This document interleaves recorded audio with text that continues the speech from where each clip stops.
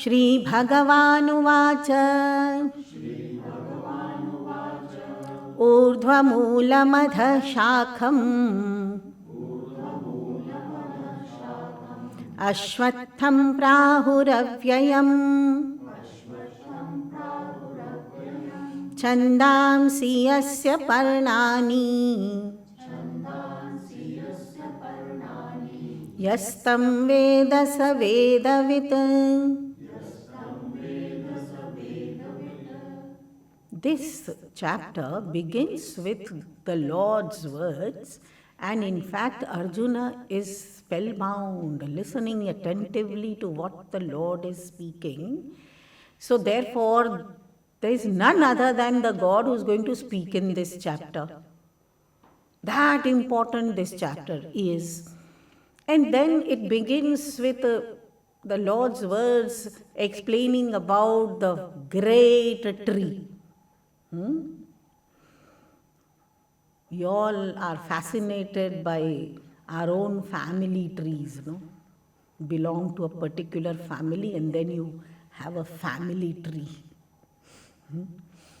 In which, again, the mool, the roots are up above in the drawing of that family tree, and then it keeps branching out, and there you are in one corner. It could be like there can be so many branches of that one person, your great grandfather, or to whatever extent you can go in the past. To that extent you gave the names, 5 generations, 6 generations. Could be that you are the 7th generation. And that one person has multiplied to this much, right? So many branches. And you are also somewhere over there. So exactly in the same way, here also we have an upturned tree. Urdhvam moolam.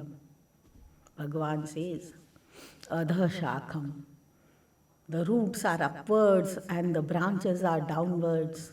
Ashwatham prahuhu. And this tree is called as Ashwattha. The name is given by the Lord. Avyayam. Indestructible tree. Oh, this is what the creation is. The root of this creation lies up above, and the creation is the world of multiplicity, the creation of multiplicity, having innumerable branches all around, but below, turned downwards. Who is there to think about that root which is up above?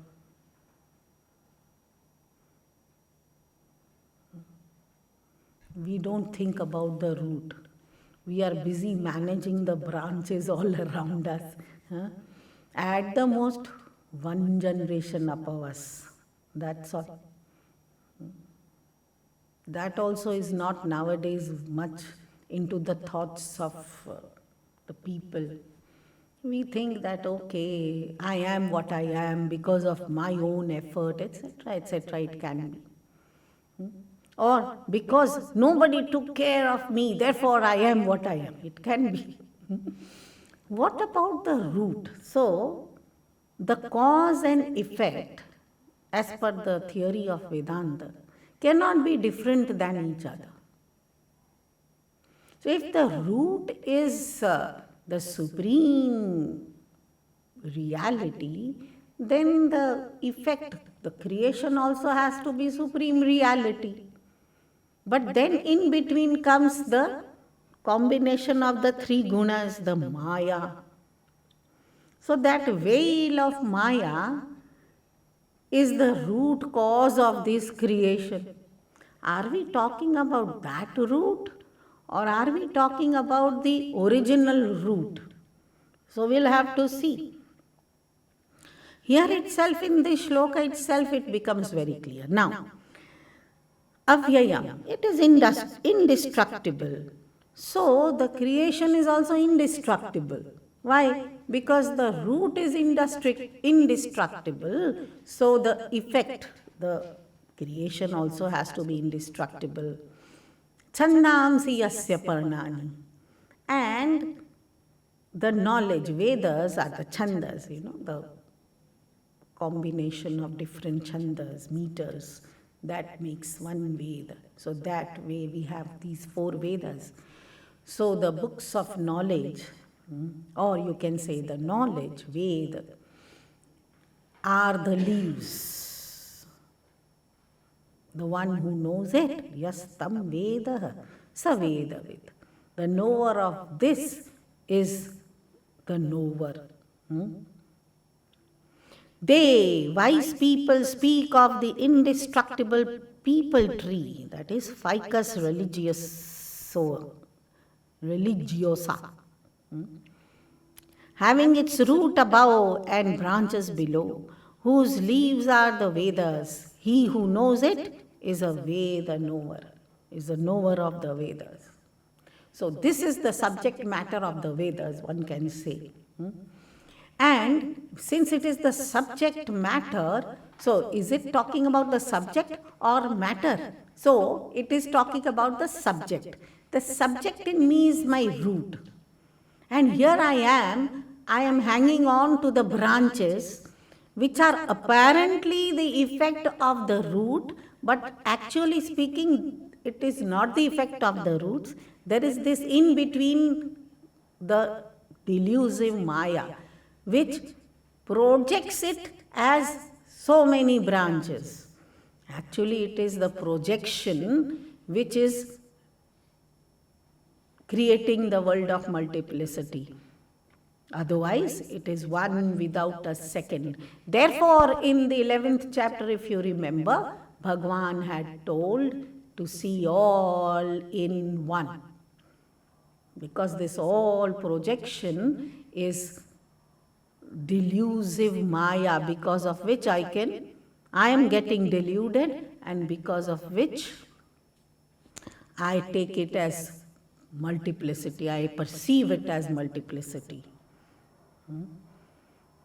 So, how important is knowledge?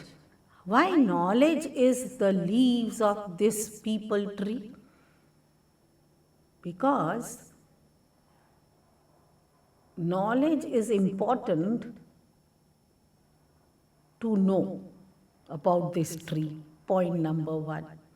Secondly, what is the role of leaf on a tree?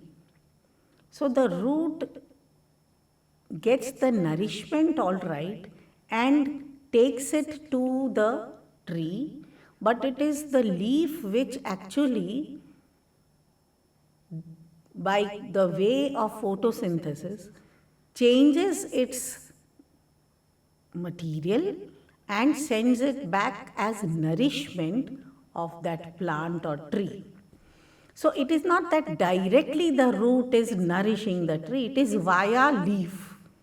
So if I do not have this knowledge, then it is not possible for me to nourish this tree, this branching out tree, which I perceive as the creation or the world around me,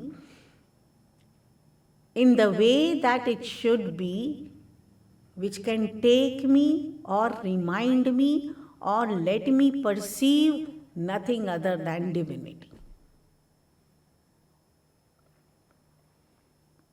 So, the knowledge of the wise men leads us to our divine true self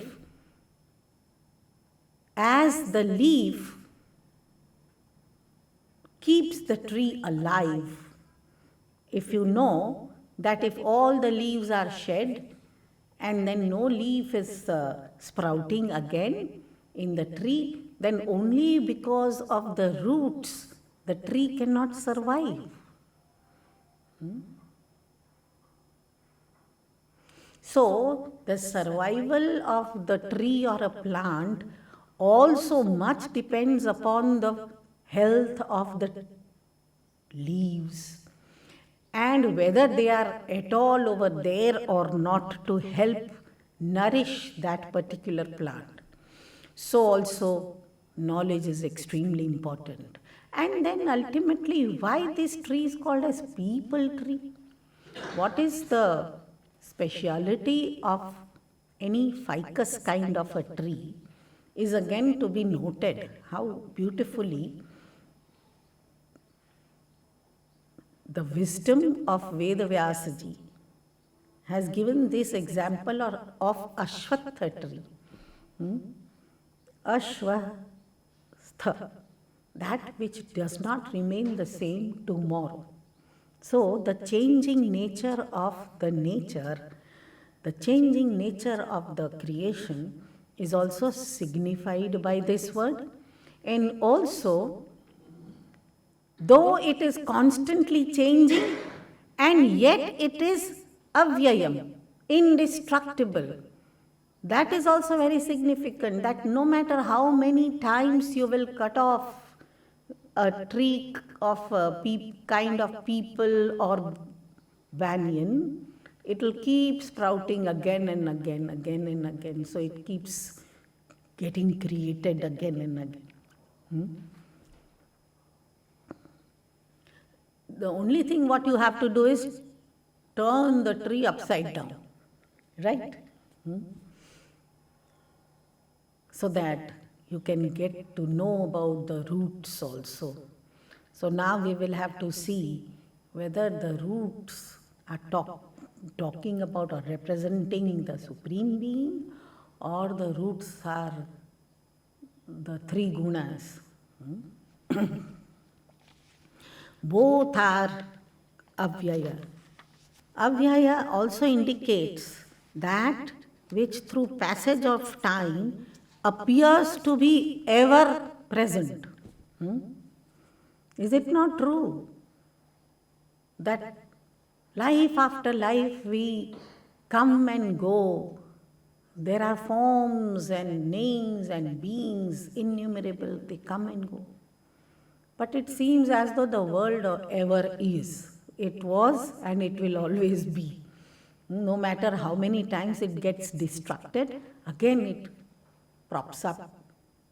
So it is an endless expanse and endless time span also of this creation. And therefore it is called again as imperishable. Never seems to be perishing, though every moment it is perishing.